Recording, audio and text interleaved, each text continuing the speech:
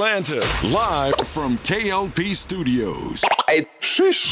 Ever wonder what went down behind the scenes of our top stories? Say what? Then tune into What Had Happened Was, the only radio station that takes you straight to the source. From coast to coast, tune in now as we dive deep into the stories, the drama, and the moments that shape the culture with The Swanky One, new K.L.P. and with your girl, Evelyn Letitia. live, Swanky 93.3 and the Heat 94.6 radio stations, or wherever you get your podcasts from. Ready, baby, I'm ready.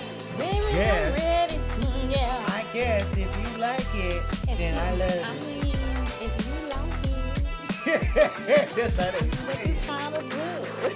What you trying to be? Hey, Woo! What's up, y'all? We back. we back. It's Liddy. You know what it is. You know what it is. Was Woo! Yeah.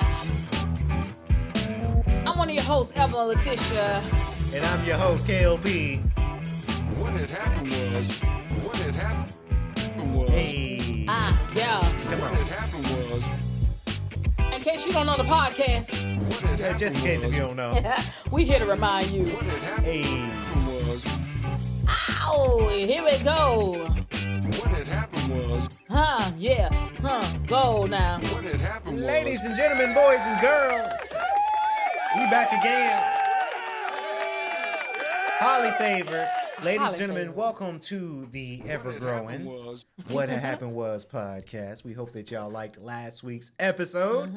And today, Today, I'm here, your humble, your gracious, your Holly favored, your blessed Holly favor. podcast host, K.L.P. Kennedy Lucas, and to Hallelujah. my right, Yes. Yeah. the dope, awesome, swanky. Well, swanky's my thing, but she's swanky too. Swinked out. Artist, singer, songwriter, producer, the wonderful, the talented Evelyn Letitia. There we go. Hey, Y'all, what's up? What's up? Excited to be back in the studio today. Yeah, I know. So what's been going on with you since last time? Since last time, Yeah. same old, really. But hey, you guys know about it. My new single, by the time we record it, is out. Okay. Contain This is the new album, or the new single, rather. Me and Monica Gray, we got into the studio and we laid down something very special for y'all. And then the next week, we've got My Girl Scott Love. We did a Okay. song called Dizzy. So you're getting 2 singles in 2 weeks. And then at the end of July, you get a full-formed album that Okay. we're getting ready to go back to Miami to film a documentary, really, but to also finish off this album. ProMed Consultants, shout out to them. They're doing their thing. Y'all doing that. We love it. We love it over there in Atlanta, Sandy Springs area. So we're doing some amazing work on there. Podcast is still going good. Workout, Punta Cana in June. He trying to let y'all know, ladies, his body's getting right. We He's getting more- single. more swole. I'm your wing woman. Yeah. Yeah. I need it because at this point, well, I did go on a date, but I don't. Oh. I did. I can't bring her name up because I don't know if she watched the show or not. But Okay. we went to a nice date a couple of Okay. days ago. I'm so It was nice. look, big sis is proud of you. Okay. Yeah, it was nice. We They taking so things nice. a little slow, Yeah. but it's okay just to get to know each other a little Okay. bit. She enjoyed it. Her mother works for us in ProMed, so it's kind of family friend, but get to know somebody. Okay. But it's very, very good. It's a very good time. But that's all that's really going on. Just being happy, being blessed. But I see you doing your thing over there on Instagram and social medias too. I am. Look, back in April, one of the films I did out of Charlotte, North Carolina. Shout out to Charlotte. Shout out to They Charlotte. got a great community there, independent filmmakers. One of the films I did was called Bloodlines, written and directed by Q Will. And we had a premiere for it back in April, and it sold out. We had a huge theater reserved, and every seat sold out. And people were still like, how can I watch it, blah, blah, blah, And so he added a second date in May, and this is which I just went to last week, and it completely sold out. When he put the tickets up, within 3 days, it was sold out. So I got to go back to the second, premiere date. It is coming to a streaming service. I know one of the services that is most likely going to be on is Peacock. He's working on some others, but I'll definitely let everybody know. But the first one was special to see everybody that came out. But the second one was even more special because my niece that's in the film with me, she plays my infant daughter in the film. She was about 6 months old when we shot it. So she wasn't up walking or babbling and talking much now during that time. But now she got to come to the second because she got sick like 2 days before the first premiere. And so her and my sis Whitney, she got to come to this other premiere. And now Kaya will be 2 in December. Wow. So she's up walking. So we got to take pictures together on the red carpet. She sat through the movie. Now, mind you, the movie is a little over maybe an hour and a half long. That first hour, she gave us complete silence. She was watching, the movie. And in the last 30 minutes, she said, look, y'all, I got to turn up a little bit. Y'all got me captive. So she was complete because I was like, oh, she going to sit quiet the whole, because, you never know with kids, especially toddlers. Movie, And then she started, wanting to move around a little bit more. So her mom got up and walked out, near the almost ending part. But she got to see a majority of the film and take pictures with her. And I was like, oh, I got to be in the movie with my boo-boo, her first movie. Oh, her first movie. And she was such a cutie because afterwards, people were coming. They said, no, is this the baby that was in there? I was like, yes, this is her. She's like, oh. And like, they were all like doting her. It's like, you did a good job, man. And she was just smiling and kissing at people and waving. I bet all the other actors and actresses were like, we were in the movie too. no, even the other actors was like, oh, it's all about the baby. Like, she was so sweet and people enjoyed it. And my other friend Whitney, that I done. So I had my friend Whitney with her daughter Kaya. It was my niece. And then another friend I met in the film world last year, her name is also Whitney. So when we was in the theater, I was sitting in the middle and I had Whitney and Whitney next to me, and I introduced them. Yeah. But me and my friend, my homegirl Whitney, we went out to eat dinner afterwards, catch up some. So it was a great time. My next film that I'm in, out of Charlotte again. Hey, shout out to Charlotte. Written and produced and directed by Fred Forte Jr. It's called Born Again Baddie. It was formerly at Queenstail. But it is going to be premiering at the same theater, the Arsley, on June 7th, which is also a huge film festival in Charlotte. So there'll be multiple films going on that day. I love but that. Ours is premiering that day as well. Oh, I love that. So it's a dope community of filmmakers. So yeah, a time was had. Oh, lit. Time was had. It was lit. I love it. I forgot to mention, I've got a new movie and a new series getting ready to release. I totally forgot to mention it. Undercover is the new animation movie that it's a buddy cop film that's getting ready to get released. And then I'm working on this little... And I laugh because it's funny to put together. Kind of a reality series, but it's animation. It's called Influencer City. Y'all just got to see the trailer because it's funny, but it's a good one. It's a good production from our Oasis Originals department. That's the same people that put together my Street Style in Atlanta documentary for Spotify. We had an exclusive deal there with Spotify, so you guys take a look at that. When the trailer releases, you guys will know because we'll post about it for sure. Yeah. But that's dope, we're doing some dope stuff. I love it. Yeah, I love it. You know what's back into the studio, right?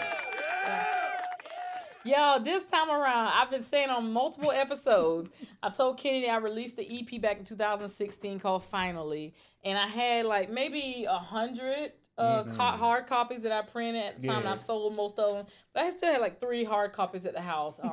This EP is actually on YouTube, so you can find all those songs. It's like my baby. Yes. But it's like a bittersweet type of thing because when I listen to it, you know how you listen to some of your early work and you cringe a little bit? Yeah, trust me, I know. And it's good. It's just I know where I have grown vocally and the confidence I have now when I go in the studios is much different than what that was, right? But I kept telling Kenny I'm going to bring it, and I always forget. So I bought it today, and I'm going to sign it, before I leave. Now let me tell you how he tried to age me up. I gave him this. He talking about, oh yeah, I remember these. I remember these back in the day. I was like, back in the day? Yeah. It's only 2025. People still got CD players. This is a good time. Look, y'all. Yeah. When it might be a trend because vinyl records are now a trend. Make sure I don't know if they can see this or not. But yeah, there it is. That's me. This is my CD from 2016. Like I said, if you search Evelyn Letitia and Finally, one of the tracks on the EP is called Finally, but you should get the whole playlist because that's the name of the album too. It's called Finally. And I was writing about, relationship, the show, the roller coaster. Yeah.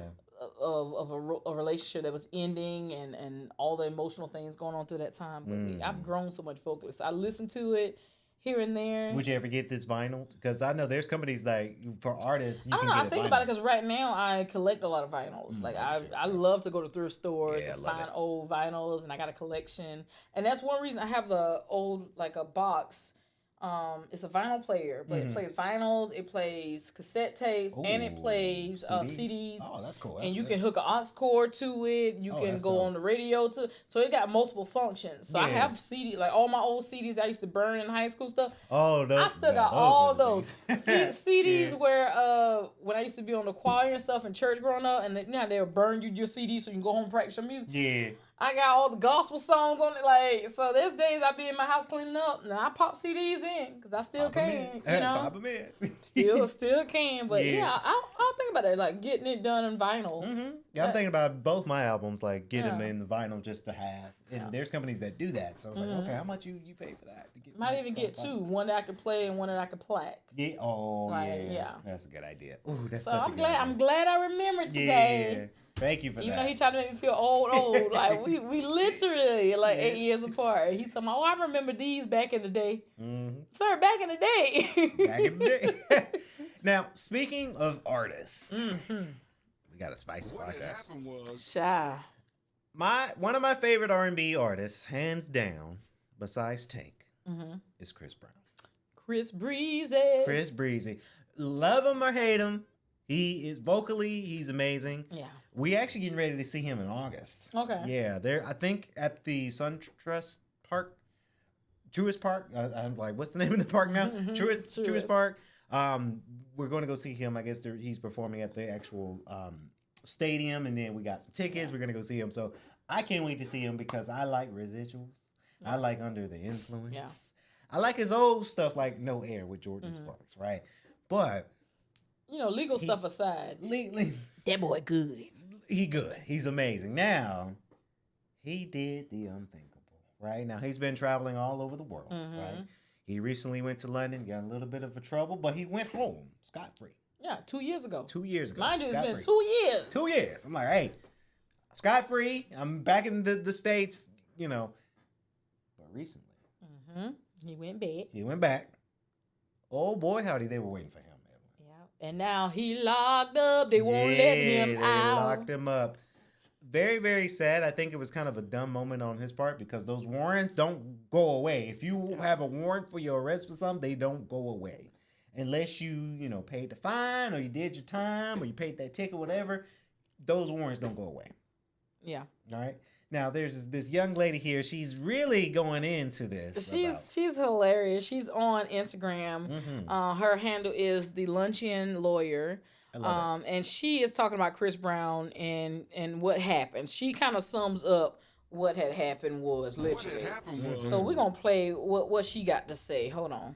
Let me get to it real quick. Because I think it's important for y'all to understand what Chris Brown has gone through. So here we go. Let me understand. In 2023, you beat the taste out of somebody. The whole thing was caught on CCTV. You smashed a bottle over the producer's head. You smacked him, you kicked him, his knee collapsed. He had to go to the hospital. Somehow you left London. You got on the plane. You went home. I've never been to prison. 19 felonies, no convictions. Knock it off. You had your freedom. You were in America doing as many backflips and acrobatics as your heart desired. And that's what makes it look like hip-hop. And then you decided to go back to London, where you have open warrants. And then you got arrested at your hotel. And then they denied you bond. So now you're sitting in custody until June. And the prosecutor is going to argue that you're a flight risk because you're an American with access to resources in a foreign country. How did this happen? No bond, no freedom, no concert. I like the music. And right before that, days before that, you posted free touring. You should have been worried about your own freedom, and this is exactly why it makes no sense. It's getting on my nerves. And every single week, you wonder why your ass don't dance. How did this happen? Your team was supposed to handle this, but based on what happened, you were surprised by the arrest like there were no issues in London. So that was a fucking lie. Next case. So Chris Brown. So that's what I said. The whole thing was Carlos Cecil. Man, we got it. She went wanna hard. go. Look, I was trying to Like, oh, I'm on cut the it off. podcast. Let me keep going. But she did a great job of explaining. And I'm reading some of the comments here. Someone, the Joy Genius says the Sun newspaper dobbed him in. I'm pretty sure that they meant like called him in. I'm guessing that's the word that they use for that. But she said they found out that he was in a hotel in Manchester and they called the police. Someone else said, who is Georgia_X, she said, as a Londoner, I can 100% say that they approved that visa to arrest him. He's got to learn to keep his hands to himself. Yeah, Chris Brown, in the words of Tyra Banks, we were rooting for you. We were all rooting for you. We were. Because aside from legal battles and stuff that he goes through, this man, because I'm gonna call him a boy, but this man, when I said that boy good, I was making light of, coming to America. But Chris Brown is a generational talent. Yes. And I hate the fact that you keep letting these criminal charges and things that's going on overshadow your talent and gifts, because the boy is gifted. I would say once in a lifetime act as an R&B singer, in my opinion. Now, there's been plenty of good R&B singers, right? He's been in that conversation, Michael Jackson or Chris Brown, right? Obviously, we going Michael Jackson. But to be in that conversation, that's a once in a lifetime thing. Yeah. And now you've got these criminal charges on you.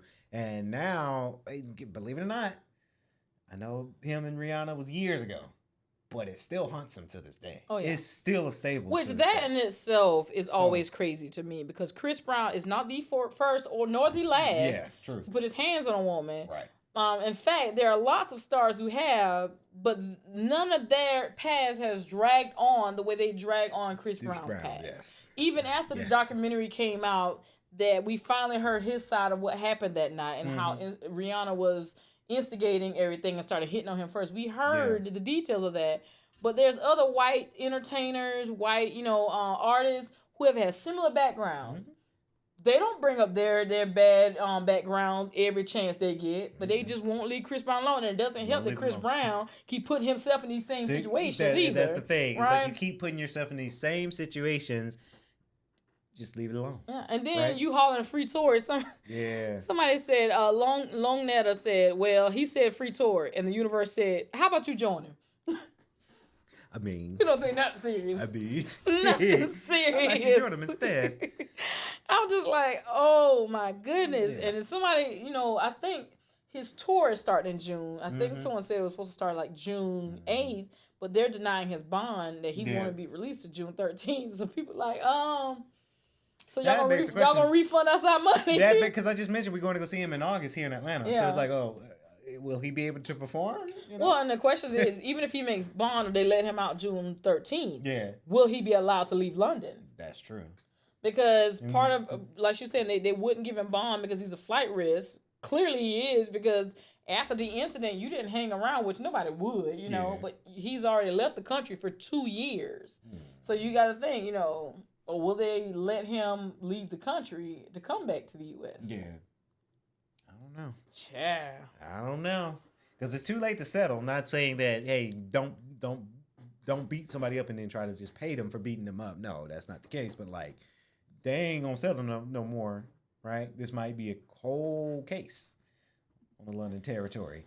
And it's just very, very sad because Chris Brown is one of the GOATs, in my opinion. Yeah. He's very talented. And it's just kind of like the same thing of, like, when people in our culture are doing something dope and they're on top of the world and they're doing some amazing things, and then this one thing just crumbles them and trashes and destroys their whole empire that they're building. Yeah. Right? I'm never going to understand that part. If I'm running an empire and I'm very successful, you best believe I'm going to be very, very careful. Baby, let me tell you something. If I had the kind of, if I even had the kind of money Chris Brown got, there is so many organizations stuff that I'll be a part of helping out. Yeah. That I'll be sat down somewhere working on my organization, and then I'll do my tour when I need to. But you ain't about to catch me in no nightclub turning up, hitting people with balls or whatever for no reason.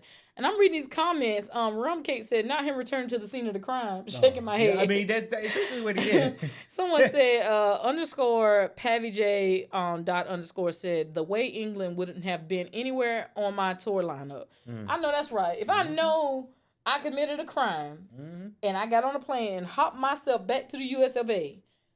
London wouldn't been nowhere on my market, like nowhere on my target list to go back. I'm like, if y'all in London, y'all better come to me. Like, yeah, some people do. It reminds me of when we did our previous episode about the New Orleans 10 that escaped from the Louisiana 10 that escaped from prison, and the one dude that went back to the French quarters. Why would you go back where people can recognize you? That's so true. And you got active warrants. Poe decisions. What'd you say about the shirt, Poe? What'd you say? Last week's episode? It wasn't poor decision. It was you are intellectually stupid or something like that. It was you're an educational fool. You uneducational fool. Yeah. Uneducated fool with a finger pointing. Yeah, that was Chris Brown. Brown. Like you. Like, come on, Chris bro. Brown on this one. Come on. That's it. You done. I mean, and God forbid, really, I think it's going to be a case. I think he's going to be stuck. No amount of money can help this case. You can't just buy your way out of something that you did and you escape and you successfully escape and then you came back to it. It's just not going to happen. But I'm going to be really sad because we ain't going to be able to hear more of who's getting on my love. Residuals. You better sing. Let me be the next Chris Brown, You better sing, Kennedy. I do sing, I got albums out. And you know what the thing is this though, Chris Brown, like as a teenager in your very early 20s, we can say, okay, he's growing into becoming a man. Baby, you too old. Yeah, you too old for this mess. Now you're a grown man and you are a father. Now you locked up in a prison somewhere in London and your babies are over here in the US of A. Like, it don't make sense. I say this multiple times. The lack of emotional intelligence will set you up for failure every time. Because even if you were out at a nightclub enjoying yourself, at what point do you say, this conversation, this energy is getting testy. Let me walk away because I got so much to lose. Yes. That's what emotional intelligence will do for you. You know what? I ain't about to sit here and let you disrespect me, but at the same time, I ain't gonna let you bait me into losing what I got going on. I ain't gonna bait you into pulling me away from my kids. I'm gonna get up and walk away. And yes, sometimes that's a lot easier said than done. Yeah. But when you are an artist of his stature, you gotta do that.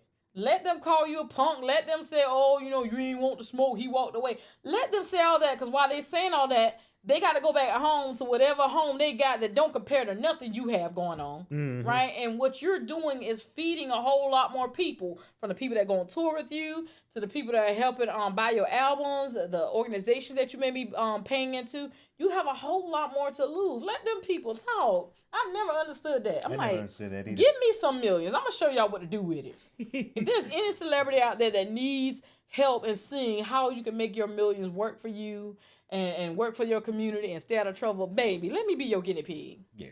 Send me some money. I'm good. Me too. Send me a couple million. I promise you, I will not let you down. Nope. Plenty of places I can invest in. I will not let you down. But it's this trend. It's the trend. We know about Chris Brown, but also we know about Diddy. Let me tell you about Diddy now. It seems like prisoners are the topic of choice today. Yes. Getting locked up. Yes, locked up. And that's just, and I've said it multiple times. That's one thing I'm afraid of. That's one of the things, along with snakes and sexual transmitted diseases and failure, jail or prison. You said they ain't gonna catch you slipping in there. No. Because it's crazy. Now, we all know about the latest updates on the Diddy trial. Yeah, the Diddy trial has started. If you've been sleeping under a rock, or you just don't watch TV or listen to radio, that's the only way you can not know it hasn't started. But it has started. And folks gotta understand, because we saw it. Cassie made her testimony. She was the first witness called. But I think a lot of people gotta understand that this is more than just Cassie. Cassie's a part of it. Yeah. But a lot of people got to understand that this Diddy case has something to do with sex trafficking within the origins of it, abuse, mentally, physically, intellectually, and even emotionally, right? Yeah. It's the whole thing that goes on to these type of cases within Diddy. So it's not just the Cassie situation that's part of it. We saw the video of the hotel and whatnot. We saw it, but there's more to this case. You even go as far as we saw that the twins they celebrated prom in their nice red dresses. I wonder how they going through it, right? Because everybody knows who your dad is, right? All his kids, you know? Yeah, and then you wonder, like, do your friends ask you, hey, did your dad really do it? Come on, give me some tea, you know? Yeah. That's always sad. Now, the latest thing here is a group of people that's wearing free Puff, free Diddy shirts. So this is from Instagram, the Abolition Heritage page, where a young lady is being interviewed, and she's saying that there's a lady standing out, side of the courthouse and stuff like that, offering $20 an hour to wear a free Diddy T-shirt, and the shirts are black with large white letters that says "Free Diddy," and that's what they were offering. I'm gonna let you get a listen to what she has to say. Let me make sure I got this turned up this time, because last time the lady didn't want to be quiet. I said, ma'am, I'm trying to go to the next story. So let's get it going. $1 to wear a free puffy shirt. Stop. I knew I could tell, because the lady right there, she just kept convincing me to go wear a shirt, and I'm like, I'm good. So just $20, and if you need $20, all you have to do is wear a free puff shirt. And you said no. Yeah, I said no. Did they say how many hours? $20 an hour. And she told me she got paid like $60 yesterday for standing out here in 3 hours. Oh my gosh. Yeah. Why do you feel that way? So, yeah, they just... Now, mind you, looking at some of the people with these shirts, some of the people clearly look like they are homeless. Some of them look like they may be on something, because one guy is just standing there barely being a stand-up. He's kind of swing and looks kind of zombied out. So you can imagine if somebody's in dire need of money. Yeah, they'll do anything. They're in a position where they feel vulnerable enough to be, exploited. This young lady says, no, I'm not doing that. But there are people out there with those on. This is the takeaway from what's going on this trial. Now, mind you, the show Law and Order has like 4 or 5 different types of shows that you can go and watch and kind of get a sense of how trials go, right? Law and Order SVU has over 20-something, we're on season 26, enough for y'all to go back and watch how process goes. Some of y'all are expecting, when this trial started, from day one, all of a sudden they're supposed to let you know everything that they have on the prosecution side up front. That is not how trial works. And Cassie is not on trial with Diddy. This case is not about Cassie and Diddy. Cassie was brought on as a character witness to start the foundation for the prosecution to kind of lay into who Diddy is, what kind of influence he has, all that kind of stuff. Yeah. If Cassie could have filed a criminal case against Diddy, she could have. The statute of limitations was gone. That's why she sued him in a civil suit, which she won, the $30 million. There was a civil suit. This is not Cassie and Diddy on trial. This is a whole different type of federal case. She's just a first witness. And someone said it on the Abolition Heritage page on IG. Said it very good. This is UnFGTBL1. She says, they think this trial is about Cassie and Sean's relationship. It's not. Those that keep asking, why didn't she leave, or she wanted what he did need to hold up tight these girls. This is a case about child trafficking, bringing underage girls over the state line. And that part of the trial hasn't even started yet. Remember, the feds offered him a plea deal, and he refused the deal. Cassie received her payment, and he admitted to abusing her in that video. Plus, we saw the video. Cassie's testimony is just the frame of the case. She's just painting the walls. The trafficking is the furniture that will be bringing inside the house. Sean said he loved Cassie, and he did these things to her. So trafficking girls he didn't love was easier. So she's trying to say, basically, y'all don't fall for the banana in the tailpipe. Y'all think that Cassie is the end all. It is not. She's the first witness in a long line of witnesses, right? And it's about child trafficking, bringing young girls underage across state lines, all kinds of things. And this would not be a federal case. They could have not raided him if they didn't already have some evidence to get the go-ahead. So y'all haven't even seen everything that came out yet, right? Yes, everyone deserves their fair trial, in court or whatever like that. But I caution anybody who is deciding to stand up publicly and defend Diddy without all the facts coming to light yet. You're putting yourself in a corner that you're gonna have to be man or woman enough later to, if you're wrong, to say I was wrong, I apologize, or you're just gonna have to shrink away to the abyss if your pride won't let you come forward and apologize later if it proves you're wrong. And it's just been so. This particular case, I had to quit looking at some of the comments on certain things because I saw just how alone victims often are by the stuff that people have said about Cassie. Oh, she wanted it. She was a part of it. This is the thing. It doesn't matter if you wanted certain things, because freak offs is the key word for everything now. Like she admitted to being part of freak off. Even if you're a part of something, right? You're a willing participant. The second you say no, the second you feel that you can't say no because of coercion or threats, the second that happens, you are no longer a willing participant. And the fact that some of y'all do not understand that leads me to feel that y'all have abused people and your day in the light just hasn't come yet. Yeah, what's done in the dark comes to that light. Let me tell you, that's the way some people are fighting so hard for Diddy to be innocent. Yeah. Just because this girl was having sex and stuff with her partner at the time, who admitted to some of the things when she wanted to do those things, y'all are taking it as a smoking gun and say, "See, I told you she was lying." Yeah. If you're in the middle of having sex with somebody and you say, "Okay, I'm no longer, I don't want to do this anymore," and that person keeps going, now you cross over to assault. Yeah. You cross over to rape. Like the fact that y'all don't get that, and I don't even think it's that some people don't get it. I think they get it. But in order for them to say, yeah, that's wrong, they would be admitting that they've done it. And I think that's the bigger issue. It also is disheartening because some of the people I've had to, thank God, I don't have a circle or followers on my Facebook and IG page that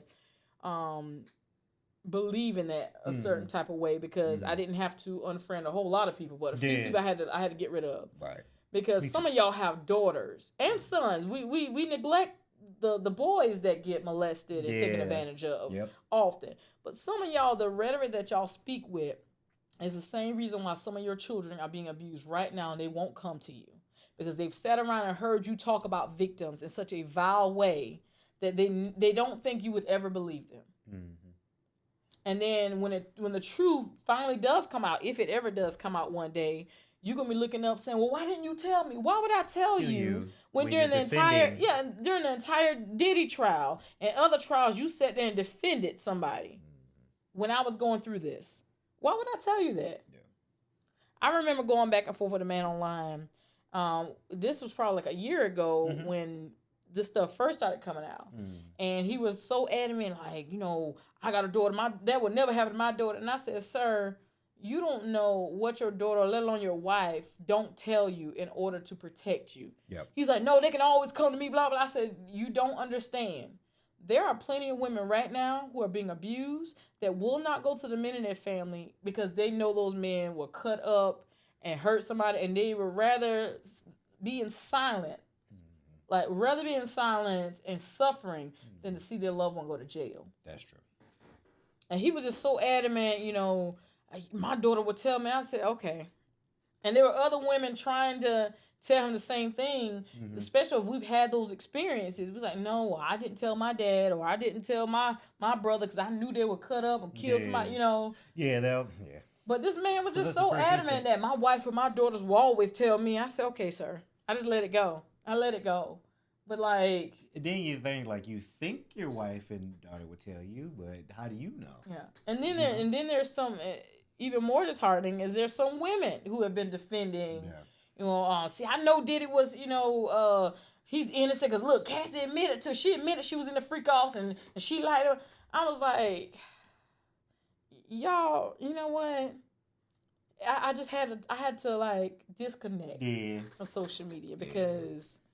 The level of just pure ignorance. Just ignorance in when it comes to who victims are, ignorance to how victimization occurs through coercion, manipulations, threatening. And people think that when you're being abused, that it just starts day one, that somebody slaps you and all of a sudden you can't leave. No, it starts a grooming process. Yeah. Slowly but surely, they pull you in, they make you dependent on them mentally, emotionally, financially. Yep. And then they start to separate you from your peoples. And by the time you look up, you have no safety net around you. Yeah. And now you're with somebody who of this high caliber. So, you know, who you gonna tell when they got all this pull? You feel like you have nobody to go to. And they convince you, ain't nobody gonna believe you. Yeah, and the thing, Cassie worked closely with Diddy with her music stuff too. So like, she was signed to a 10-album deal. So it's like they're having the power. Hey, you do this, I can pull that from. Yeah, you, I'm like. So it's just kind of a sad thing that gentlemen do that, but men in powerful positions and money and used to be a billionaire. Yeah, with power, they do that unfortunately. Yeah. So that's kind of a sad thing there too. And I think a lot of people. Sometimes when you say you disconnect with social media, sometimes I do too, because you'd be surprised what people would do for $1. You know, everybody doing crazy stuff for some money, right? You know, they could defend somebody who did these things and who could be a criminal, but hey, they paying me some money and I need it, so hey, I'll sell my soul to the dollar. Yeah, it's crazy. You know, that's even going on. Yeah. You know, I'm just the free Diddy shirts they're wild to me. Even 50 Cent said it was diabolical. Yeah. But, you know, again, for those who are listening and not listening to respond, I'm talking listening to understand. Mm-hmm. This trial is not about Cassie and Diddy's relationship. That is being used as a framework to establish who Diddy is on a very personal level. There's a whole lot more witnesses that they're going to be calling. The prosecution's going to be calling. So she was just the first in a long line of people. But this case is not about that. So I hope y'all are paying attention. And again, y'all got way too many different Law and Orders for y'all not to go watch an episode and see how court processes. You know, even though it's a fictional television show, it does give a realism of how court cases and stuff are handled and things like that. So I watched that. You watched Accused? No. Oh. What is that on? I've heard of it. Hulu? Yeah, okay, it's good. It's like a court law show. I learned some stuff from that show too. Like, because I love watching docs and stuff like that. Yeah, you be educated. Yeah, there's times when like I truly be like, should I have gone to law school? Because baby, I know how to argue some points and bring some evidence. Yeah. I'm still mad. Like, I know how some people get mad when they get called for jury duty. Mm-hmm. I'm still mad I got to do no jury duty yet. Because I want to be a part of the process to be in the court. Like, the universe. The first time I got called for jury duty, I got called, but I think I was going to be out of town or something. Mm-hmm. So they were able to waive me. Mm. The second time I got called, and when you get called, you get an email and notification via mail or something like that. Yeah. And then you got to go to this questionnaire where they ask, could you be unbiased for this or that or blah, blah, blah. Mm. And there's this case, it's like a car accident of some sort. And I went to the courtroom, and they told us to stand. They call our name, told us to stand up. Mm-hmm. Are you here for the jury duty? Yes. Are you able to be unbiased in this? Yes. And so we was about to have court that day. I was ready. I was ready. Look, I was ready to sit in the jury box so I can be like with my little pad and taking notes. And the two parties went in the back room. Yeah. And they ended up coming to some kind of out of court settlement right there on the spot. So it never got to go to trial. Talking about leaving the courtroom disappointed because I just knew I was going to be a part of the process. Because, and I get it. Most people feel like jury duty is just an inconvenience to them. But for somebody like me who truly wants to see the process and is always in awe of how the process is so flawed, especially when it comes to people of color, I want to be a part of that process just to see what's going on. Yeah, can I listen? Can I be the person listening to the evidence and remain unbiased and, all that kind of stuff, Yeah. But so far, the only 2 times I've been called, and I was this close on the second one. Yeah. And it's like the parties decided to settle out of court, and I was like, damn. Get her next time, slugger. Like, hey. Man. But yeah, Accused is on Hulu. You might like it. 2 seasons already. Okay. Hopefully they make season 3, but it's actually pretty good. It's like each episode it's like it's a story on each episode. So it's not like an ongoing big story. It's like episode 1 is about one person, and then episode 2 is about a totally different person, totally different story, totally different. Gotcha. And each episode starts in the courtroom of that person getting like in court or getting ready to get sentenced or convicted on something. But then it flashback to what really happened throughout the whole. Oh, okay, I like shows like that. You might like it. You might like it. Forgot who put me on. Somebody put me on. Can't remember who put me on, but they told me about it, and then I started watching it. And just it's that show, and then The Pit. You're gonna like The Pit. Okay, I'm gonna have to look. The Pit is on Max. It's a hospital medical type show, like a Grey's Anatomy's. See, and I be up on that Grey's Anatomy. But like I say, it's a lot of people, a lot of celebrities. I say to a lot of celebrities, and I think I've said this before. I'll say it again. Celebrities, if you have power and money, do not think that you are invincible. We see it in Chris Brown. We see it in Diddy. I pray to God we don't see Jay-Z come up with something, right? Because I'm going to cry if Jay-Z get committed for something. Because Jay-Z's, I grew up listening to Jay-Z, so I'm going to cry. But baby, you might want to get some naps. yeah, but that's what I'm saying. But, I mean, because they kind of in that realm. Because word on the street is Jay-Z might be mentioning this Diddy case. Oh, I hope not. But hey, this is why I be trying to tell my young black brother. Yeah. To not be putting these people on these pedestals. Because at the end of the day, they are human. And we don't know what that behind closed door behavior, what it entails. We know they're public personas. So, like I said, I love a lot of different celebrities that I admire their work. And again, 2 things will be true. For instance, with Diddy. Diddy has been important for the hip-hop culture. Bad Boy is a staple in our culture.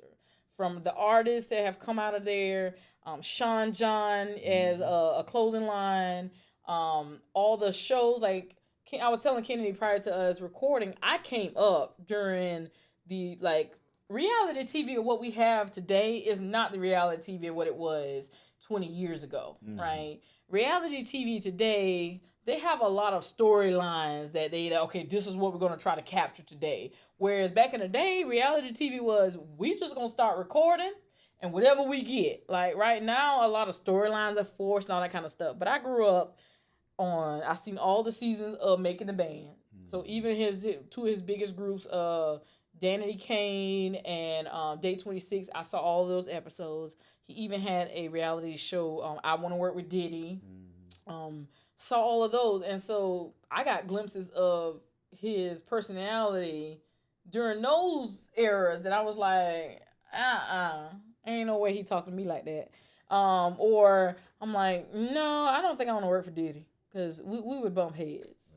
Because it's one thing for me to work for you, but I'm not your slave, and you're not going to talk to me and demean me any kind of way, and I'm not going to grovel in the dirt for a job for you. Like to work for you. I would go and make my own way first. And I remember seeing certain episodes of certain reality shows, and those young people really wanted to work for him or be a part of his music empire and stuff. And I get it, because Diddy, I mean, that was synonymous for Bad Boy, and I'm just like, yeah. But I saw certain things.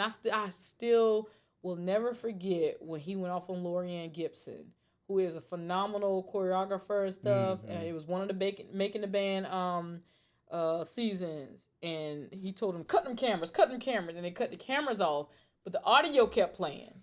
And I remember you could hear stuff being thrown and her kind of like trying to get away and stuff like that. And the documentary that they have on Max about Diddy, some of the people talk about that. And I just knew then, I was like, something ain't right. Off. And there's a movie when I was in college. There's a movie called Get 'Em to the Greek. Oh, I remember that. You know what movie I'm talking about? Hold on, let me look it up. It's called Get 'Em to the Greek, and Diddy is in that. And there's a scene where Diddy is on something, right? And he's like chasing them or whatever, and he's painting the walls, and like, he's high. He's real high. And I'm going, Now when I look back, I'm like, well, we getting a glimpse Yeah, glimpse of that. into what? Because there's been, things that come out that said, he took a lot of drugs. And this one thing called Tootsie or something like that, where it was like ecstasy and some other stuff put together, and it was pink, or like a pink pill, whatever. But I was like, now that I think about it, and we watched that, I'm like, were we getting a glimpse of how Diddy can be? Part of reality? Like, because it was funny when we watched it as teenagers, like, in the movie theater. But now I'm just like, I got to go back and watch that movie. Yeah, go back and watch it. But it was called Get Him to the Greek. I remember Diddy was in another movie. I watched it on, it was Draft Day weekend this year. It was called Draft Day with Kevin Costner. And P. Diddy plays like an agent to a player. I was like, oh, there's Diddy. Diddy in the movie. I just, we gonna see. Yeah, but I gotta go back and watch it. Because there's a lot of shows that I've watched growing up that as an adult I'll go back and watch to see if I had the same thinking on it. Because I had a mature mind at a young age, right? So there's certain things that I was able to pick up on adult content and underlying subtext at a young age. Yeah. But there's certain times I'll go back and I'm like, let me watch that from my adult vantage point, my adult experiences now, and see if I feel the same way. Yeah. Like, Get Him to the Greek. But yeah, Get Him to the Greek was released in 2010, and it had Russell Brand and Jonah Hill. And so that's what it was. It was like Diddy was over this record company or whatever, and Russell Brand was this kind of British rock star who was out of control, called Aldous Snow. And Jonah Hill, he worked for Diddy, and his job was to get, Russell Brand to this big concert or event thing. Yeah. So that was it. The Greek was what the thing was called. Gotcha. And it was a funny movie, but like I said, I just remember Diddy in there, and I'm like, now I'm looking back, I don't think Diddy was acting. I think he was being himself. He was for real. Like, no, not for play. It seemed like he was being himself. Yeah. I don't know. Hold on. Let me see if I can. How long this trailer is? Diddy. So I'm gonna play. This was from 2010, y'all. Get Him to the Greek. I'm gonna play it and just see how. What had happened was Miss Button there. The music business is failing. I need some brilliant ideas right now. 2 words. Mexican Jonas Brothers. Don't talk. How about ringtones on urinals? I call them flush tones. This is serious out here. I got 6 kids. You know how many Air Jordan 6 black kids wear? We need ideas. Next month is the 10-year anniversary of Aldous Snow live at the Greek Theater. We could put on an anniversary concert. He's rock music personified. I'm a motorist. what had I want you happened to go to was London and pick them up, then bring them back here for the show at the Greek. Can you handle it? Definitely. It's love. I just want you to know that I respect you. Okay, now that's making me feel uncomfortable. Yeah. Hey, Aaron Green, yeah, from Pinnacle. Hey, man. Hey. Wow, what? Okay. Me too, right. Europe. And the minute you touch down in London, you have 72 hours to get Aldous Snow to the Greek Theater in Los Angeles. Sorry. Excuse me. Sorry. Excuse me.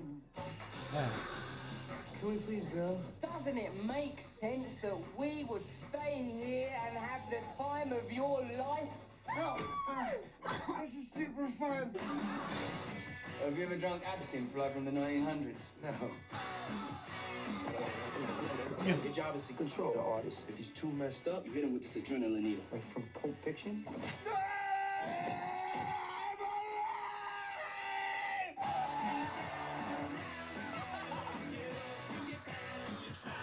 I feel like I'm seeing behind the curtain. And behind the curtain is a sweating little drunk idiot covered in puke. Hey, Mayday. Oh my gosh. Is there a bathroom here at today's show? This movie. Yeah, it was a crazy, fun movie, but it seems like a lot going on. Put the candy in the jar. You put the candy in the jar. Hurry up. It's not meant to be a hobby. Get Him to the Greek. Get Him to the Greek. That voice, that movie voice actor, he's been in business for a long time. Hey, good morning. What time is it? 5 a.m. Should we go jogging? Yeah. Are you kidding around? Arriving this summer, hopefully. Okay, that's nice. Good old wordplay. Yeah. So like I said, that movie was Yeah. hilarious. But now looking back and everything currently going on with Diddy, I'm like, Diddy, man, I hope you, well, because I like to wish well on people, regardless Go of what ahead they and wish do, well. but I don't know, because it's not looking good for you, buddy. It's not looking good for you. Now, speaking of movie, yes, because we got to talk about it. Well, movie/TV, I mean, but it's a series, right? it's a series. Okay. What had happened was Now, I'm very, very excited for Marvel. Starting now up until next year. So in July, we're getting Fantastic Four. I can't wait for that. And then next year, we're getting Avengers Doomsday because Robert Downey Jr. is no longer Iron Man. No, he's Dr. Doom. He's Dr. Doom. But he has someone that is kind of like a replica of Tony Stark and Iron Man. Marvel's television series Iron Heart is getting ready to get released in June. I'm so excited for this. Now, let me tell you why I'm excited for this. Because executive producer Ryan Coogler, Yes. the director of Black Panther, there's a whole thing there. And currently Sinners. Yes, which I do need to see it so we can Look, review it. we couldn't even talk about it because I don't want to sorry. spoil it, but somebody won't go see it. Well, I ain't gonna say won't. Hasn't seen it. Haven't came across my calendar, but I promise you I'll see it. Now, Riri Williams is the next character for the series, and obviously she, Riri Williams was in Black Panther, Wakanda Forever, and it's just kind of giving more of Ironheart and the character. Now she's getting ready for the series, and then she'll be in Avengers and more movies to come later on. Yeah. We've got Dominique Thorne.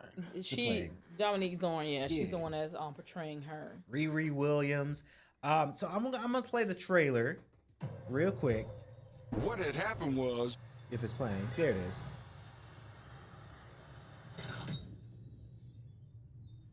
Hello? Wakanda Forever.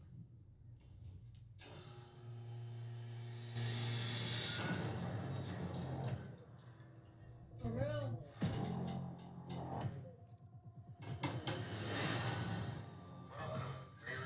In less than 3 minutes, the air in this elevator will no longer be breathable. what had happened was Your interview. You'll suffocate and die unless you break into the device on the floor. Where you'll find a gas mask. Good luck. Screw this.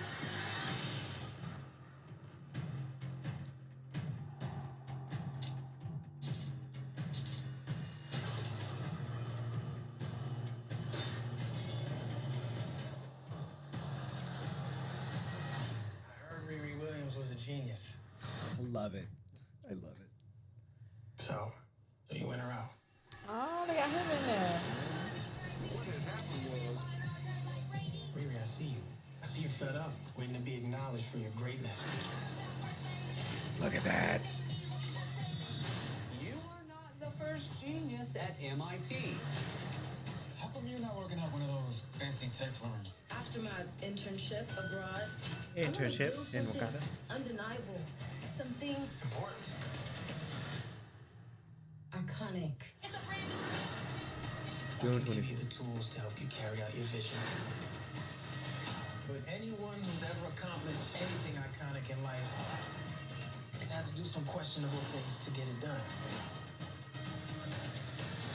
What will you do, Riri? what had happened was You've bitten off a hell of a lot more than you can chew. I can chew a lot.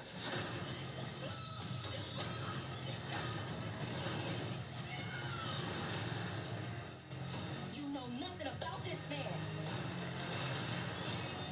You're gonna end up dead or in jail. This is so much bigger than that.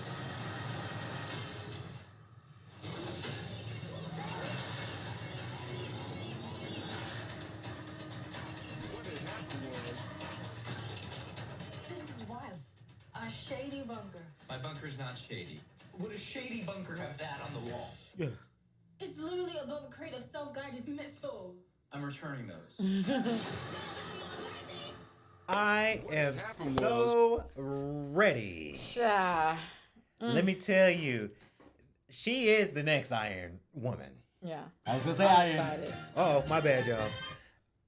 I was gonna say Iron Man, but that's Iron Woman now. I'm so excited for this series because Iron Man is my favorite superhero on top of Black Panther in the Marvel universe. So when I see a story like this come alive, and now this is a fresh new story, and I know Marvel when Disney Plus first came out and all these shows were popping out, they had some good shows, but then they had a lot of not so good shows. They're just pumping them out because of the market, right? But I feel like Ironheart is going to be a show of greatness. It seems like it was written very, very well. It seems like it was fantastic based off the trailer. So I can only hope that we have some good things with Ironheart, with Riri Williams, and characters like her as we delve into this next phase of Marvel. I can't wait for Doomsday. When Doom comes out and it's Robert Downey Jr., everybody's gonna be like, oh, that used to be Iron Man, but now he's a villain now. So that's going to be really, really, really dope. I saw Dominique Thorne, Riri Williams, the character in Black Panther, Wakanda Forever. And she was dope in that. She was dope. And she's a genius. Let me tell you, my black queens who are smart and genius, I'm here for that. And that is one of the areas where a lot of black women have picked up and are mentoring little black girls now. It's in STEM programs. Yes. I know Greenville, up where I live, they have a robotics convention, like festival thing. And now that my oldest niece is a little older, she's 8. The next time I have, I really want to bring her so she can see and if she's interested in any of that stuff. Because, baby, them kids are so freaking smart. So smart. Yeah.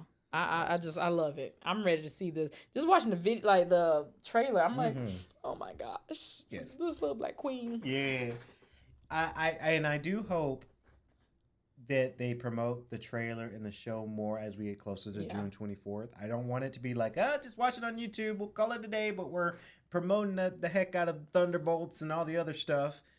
Even Captain America: Brave New World got more push, and maybe they're starting with the trailer and social media because again we got still about a month left kind of before this show comes out, right?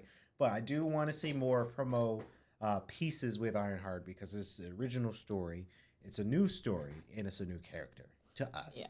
And it was written and created by Shanaka Hodge. So shout out to her. Who's another beautiful black queen who created this series. So I'm in awe when I see this type of stuff, and I'm like, I want to be able to work with her one day too. Yep. So Yep. Me too. But guys, get ready for Ironheart. It's coming. Like the next wave of Marvel is coming. Right? You got that, and in July, Fantastic Four, Fresh Steps. I'm in the theater watching that movie. But before you see all that, I gotta see Sinners. Look, Sinners, and then Superman comes out in July 2. I gotta go see Superman. I'm like, if I come to one more episode taping, I'm like, hey, have you seen Sinners? I'm like, nah. By the time we get to talk about it, it's gonna be 10 years old. Yeah. I need to go see it. Well, Evelyn, I think that wraps up the show here today. It does. Guys, check out all of our social medias. Facebook, Instagram. Is What Happened Was podcast on Facebook. Instagram, WHHW Radio 1. Yes, I'm your host, Evelyn Letitia. Yep. Your host, K.L.P. Kennedy Lucas. Will catch y'all in the next episode. Yeah. What had happened was... Woo! This episode brought to you by prison. Yeah. What had happened was... Stay out of prison, y'all. Trial and court dates. What had happened was... In London. What had happened was... Don't let your poor decisions put you behind bars. Yes. What had happened was... Woo! Until next time. Until next time, y'all. What had happened was... Made in